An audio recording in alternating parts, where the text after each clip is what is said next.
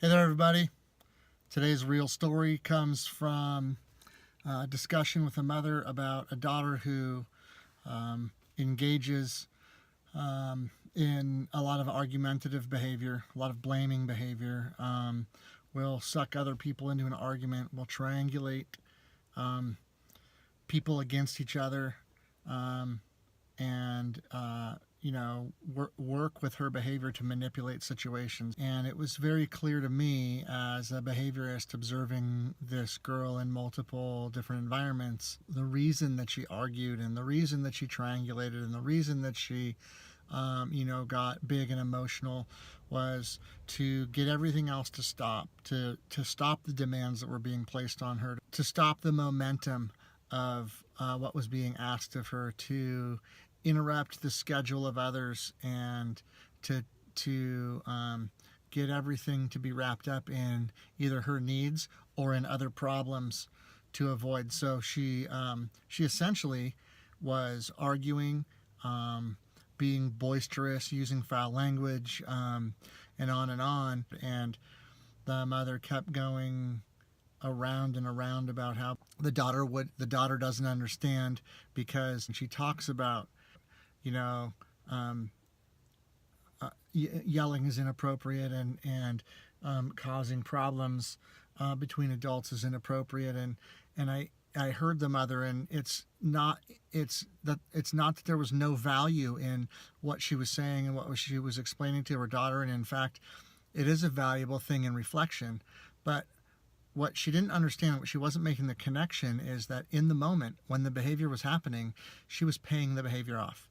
Each time the behavior happened, each time emotions hit, and arguing happened, and yelling happened, and inappropriate language happened, there was a back and forth about breaking the rules, shouldn't do that, lectures about how that's the behavior that they're talking about, and that's the behavior that doesn't work, and saying the words "this doesn't work" was conflicting with the reality for the girl, which was this does work. In fact, it is working. In fact, I have your undivided attention.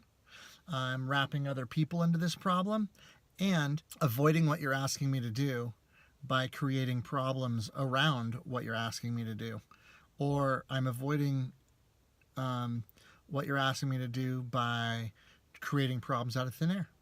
What I wanted the mother to understand was, if you have a clear rule for yourself, the mother herself, about when we get to inappropriate language, raised voice, arguing with outcomes, then I'm done, and I don't look at you, I don't talk to you, and I'm not near you.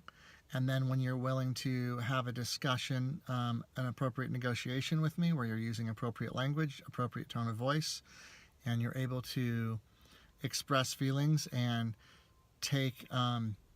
accept consequences and negotiate appropriately for alternative outcomes, then we can have a discussion. And essentially what you're doing is you're feeding the same need. I need access to other people in order to avoid or get what I want. And what you're doing is you're saying you can get access to other people, but you can get it through these positive ways, and you can't get it through these negative ways. And then it's trial and error, trial and error, trial and error. The discussions about this isn't gonna work doesn't make a difference if in the moment it does work. So it needs to be that there's a clear line, and when that line is crossed, then you can say one thing. You can say, we can talk when you use the appropriate tone of voice, or we can talk when you're done yelling. And then you remove your eye contact, you remove your verbal interactions, and you walk away. If I continue to feed it, if I continue to engage and argue and talk about rules and point out the rules you're breaking during the times you're breaking them, I'm continuing to feed the cycle of that negative behavior. That's it for today.